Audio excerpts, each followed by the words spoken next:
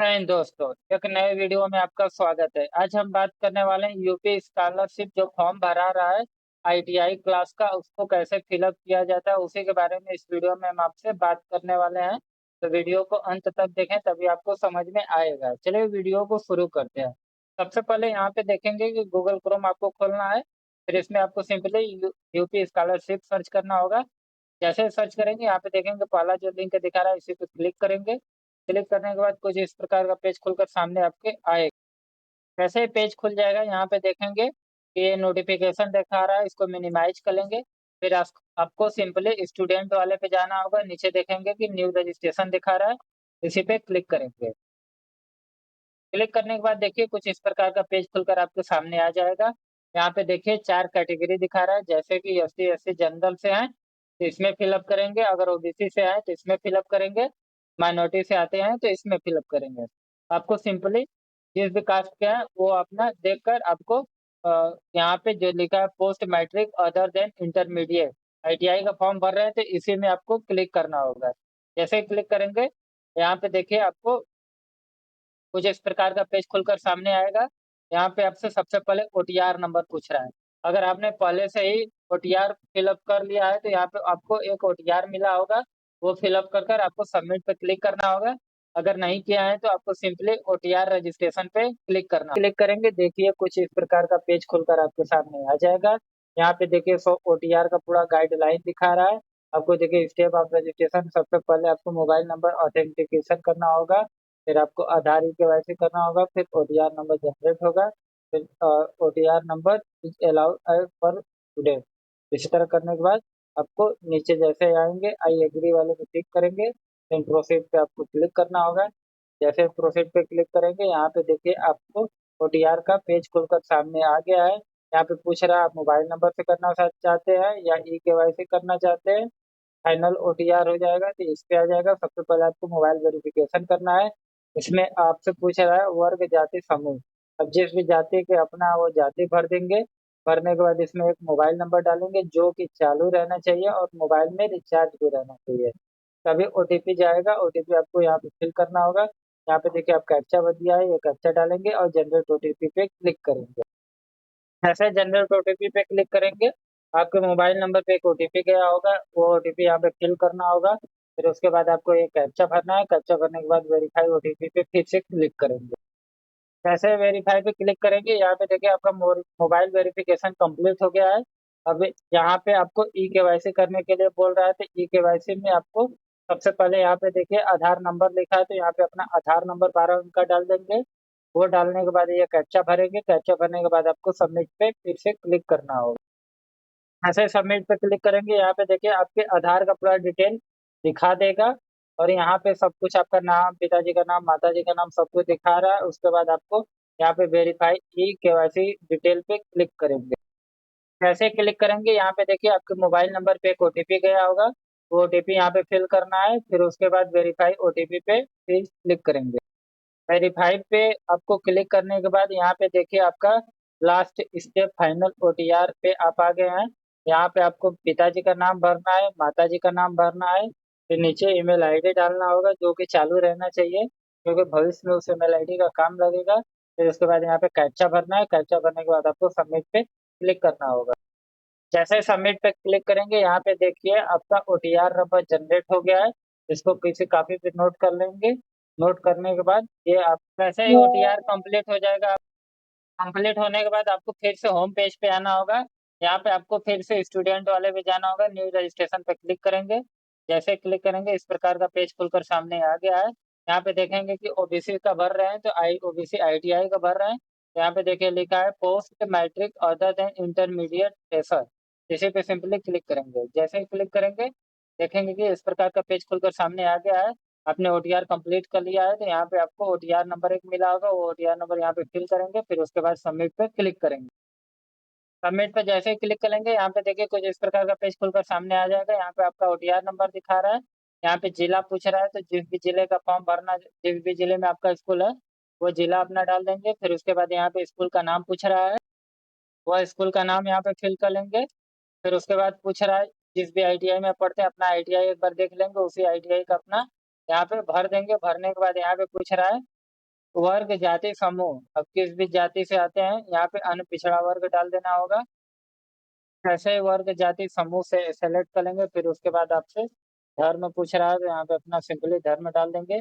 फिर उसके नीचे देखेंगे तो हाई स्कूल उत्तीर्ण करने का वर्ष पूछ रहा है, तो हाई स्कूल आपने जब पास किया है वो अपना डेट डाल देंगे यहाँ पे। फिर उसके बाद पूछ रहा है हाई स्कूल बोर्ड का नाम, अपने बोर्ड का नाम लिखेंगे, जैसे यूपी बोर्ड से है तो यूपी बोर्ड डालेंगे, सीबीएसई है तो सीबीएसई, आईसीएसई है तो आईसीएसई, इसी में जो भी है अपना भर देंगे। भरने के बाद नीचे देखेंगे 9 नंबर आपसे हाई स्कूल बोर्ड का अनुक्रमांक पूछ रहा है, तो इसमें बोर्ड का रोल नंबर अपना डाल देंगे, 10 के मार्कशीट पे देख के वो भर देंगे। फिर यहाँ पे आपसे पासवर्ड बनाने के लिए पूछ रहा है, तो अपना एक 8 लेटर का पासवर्ड बना लेंगे। पासवर्ड में आपका एक लेटर कैपिटल होना चाहिए और एक अल्फाबेट होना चाहिए और एक न्यूमेरिकल होना चाहिए और एक स्पेशल कैरेक्टर का होना चाहिए।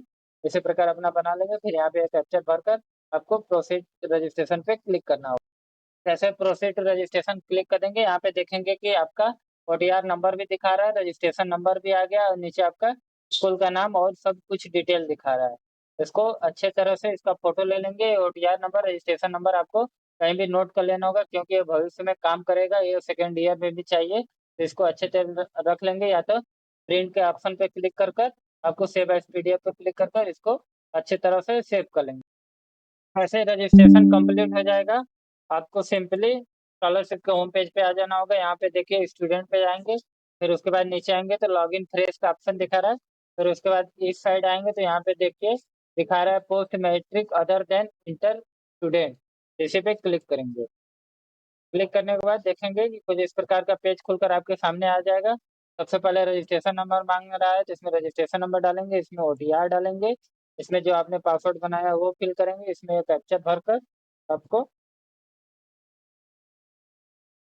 कैप्चर भरने के बाद आपको सबमिट पे क्लिक करना है। ऐसे लॉगिन पे क्लिक करेंगे, यहाँ पे देखेंगे कि छात्रवृत्ति का कुछ इस प्रकार का पेज खुलकर सामने आपके आ जाएगा। यहाँ पे देखिए स्टेटस में आपका दिखा रहा है कि आपका रजिस्ट्रेशन कंप्लीट हो गया है, डिजिलॉकर से सत्यापन भी कंप्लीट हो गया है। आपको सिंपली अब यहाँ पे छात्रवृत्ति हेतु आवेदन पत्र पे भरे पे क्लिक करेंगे। क्लिक करने के बाद देखेंगे कि कुछ इस प्रकार का पेज खुलकर सामने आपके आ जाएगा। यहाँ पे देखिए ऐसे खुला है। यहाँ पे देखिए आपसे सबसे पहले पाठ्यक्रम के प्रकार पूछ रहा है, तो इसमें यही रहेगा। फिर उसके बाद पूछ रहा है पाठ्यक्रम का नाम, इसमें आईटीआई कोर्स डाल देंगे। फिर उसके बाद यहाँ पे तीसरे नंबर में देखेंगे तो पूछ रहा है पाठ्यक्रम का ब्रांच, तो इसमें जो इलेक्ट्रिशियन से है तो इलेक्ट्रिशियन डालेंगे, फिटर से है तो फिटर डाल देंगे अपना।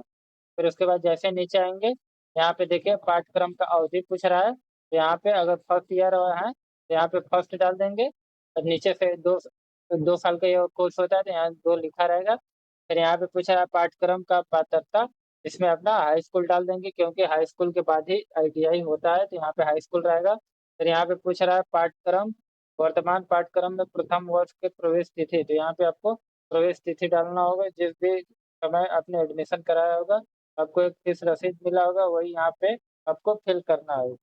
यहाँ पे एक डेट डाल देंगे जिस दिन आपका ये फॉर्म कंप्लीट हुआ होगा, इसमें भी आपको वर्तमान संस्था का प्रवेश तिथि में भी वही सेम टू सेम आपको यहाँ पे भी फिल करना होगा। फिल करने के बाद यहाँ पे बोर्ड, विश्वविद्यालय, एफिलिएटिंग एजेंसी और पंजीकरण संख्या पूछ रहा है, तो यहाँ पे आपको एनरोलमेंट नंबर डालना है जो कि आपके रजिस्ट्रेशन के समय मिला होगा। फिर यहाँ पे आपको आवासीय या दीवा छात्र, यहाँ पे पूछ रहा है आवासीय दीवा छात्र, अगर आपका हॉस्टल है तो यहाँ पे आवासीय भरेंगे, अगर स्कूल घर से जाते हैं पढ़ने तो यहाँ पे दीवा छात्र भर देंगे। फिर उसके बाद जैसे नीचे आएंगे यहाँ पे हाई स्कूल का आपसे डिटेल पूछ रहा है, तो यहाँ पे पूछ रहा है हाई स्कूल आपने कब पास किया है, तो यहाँ पे 2023 डाल देंगे। पूर्णांक में जितने का है वो डाल देंगे, प्राप्तांक में जितना नंबर पाए हैं वो भर देंगे। फिर यहाँ पे प्रतिशत डाल देना है, फिर बोर्ड का नाम डालना है, जिस बोर्ड से पढ़े वो भरना है। फिर यहाँ पे कैप्चर भर के आपको यहाँ पे टिक लगाकर सबमिट पे क्लिक करना होगा। ऐसे सबमिट पे क्लिक करेंगे, यहाँ पे देखिए सेकंड स्टेप आपका निजी विवरण पूछ रहा है। अगर आप विकलांगता से आते हैं तो यहाँ पे सेलेक्ट करके जिस भी अंक से हैं वो अपना भर लेंगे, अगर नहीं आते हैं तो सिंपली छोड़ देंगे। फिर उसके बाद यहाँ पे राशन कार्ड संख्या, परिवार आईडी पूछ रहा है, अगर है तो ठीक है डालेंगे, नहीं है तो आपको कैप्चर भरकर टिक लगाकर सिंपली अपडेट पे क्लिक करना। ऐसे ही अपडेट पे क्लिक करेंगे, यहाँ पे देखेंगे कि आपसे पूछ रहा है अनुमोदित वार्षिक नॉन रिफंडेबल अनिवार्य शुल्क, मतलब आपका सालाना फीस कितना लगता है वो यहाँ पे फिल कर लेना होगा। फिल करने के बाद ये कैप्चर भरेंगे, फिर उसके बाद यहाँ पे टिक लगाएंगे। टिक लगाने के बाद अपडेट पे आपको क्लिक करना। जैसे ही अपडेट पे टिक लगा के क्लिक करेंगे, देखेंगे कि यहाँ पे एक आपका सफलतापूर्वक भरी गई है। आपको सिंपली होम पे क्लिक करेंगे। जैसे ही क्लिक करेंगे, यहाँ पे देखेंगे कि यहाँ पे कुछ इस प्रकार का पेज खुलेगा। यहाँ पे देखिए आपका आवेदन पत्र आपका कंप्लीट हो गया है। यहाँ पे आपका नेक्स्ट स्टेप आ गया है, आय जाति प्रमाणीकरण हेतु ये वाला स्टेप आपको कंप्लीट करना है, तो इसी पे आपको क्लिक करना होगा। जैसे ही क्लिक करेंगे, देखेंगे कि इस प्रकार का पेज खुलकर सामने आ गया है। यहाँ पे सबसे पहले आपका आय प्रमाण पत्र आवेदन फॉर्म संख्या पूछ रहा है, तो यहाँ का पे आपको आय का नंबर डालना होगा। फिर उसके बाद आय प्रमाण पत्र क्रमांक पूछ रहा है, तो आय का सर्टिफिकेट नंबर डालेंगे। फिर उसके बाद ये कैप्चर भरकर आपको सबमिट पे क्लिक करना। जैसे सबमिट पे क्लिक करेंगे, यहाँ पे देखेंगे कि आपका डिटेल दिखा दिया है। जिनका भी आय आपने डाला है नंबर ऊपर, उनका डिटेल दिखा दिया है। एक बार चेक कर लेंगे अच्छे। अगर सही है तो आपको वेरीफाई इनकम डिटेल पे क्लिक करना होगा। जैसे ही क्लिक करेंगे, यहाँ पे देखिए आपका आय प्रमाण पत्र सफल हो गया है। फिर आप इसके बाद आपको यहाँ पे जाति का आवेदन फॉर्म संख्या डालना होगा। फिर उसके बाद प्रमाण पत्र संख्या, फिर ये कैप्चा भरने के बाद आपको सबमिट पे क्लिक करना है। जैसे ही सबमिट पे क्लिक करेंगे, यहाँ पे देखेंगे कि आपका डिटेल दिखा दिया है। डिटेल अच्छे से मिला लेंगे। मिलाने के आप उसके बाद आपको वेरीफाई कास्ट डिटेल पे क्लिक करना होगा। जैसे ही क्लिक करेंगे, यहाँ पे देखिए आपका सबमिट हो गया है। यहाँ पे आप नेक्स्ट स्टेप आ रहा है, जांच हेतु आवेदन पत्र को प्रिंट करना है। इसे पे क्लिक कर कर अपना ये प्रिंट निकाल कर अपने स्कूल में ले जाकर चेक करा लेंगे। कराने के बाद आपको अगर सही है तो लॉक करा लेंगे, अगर गलत है तो संशोधन करा के आपको यहाँ पे स्कूल में ले जाकर जमा कर देना होगा। अगर वीडियो अच्छा लगा है तो वीडियो को लाइक करें, चैनल को सब्सक्राइब करें, दोस्तों के साथ शेयर करें ताकि उनको फॉर्म भरने में कोई दिक्कत परेशानी ना हो।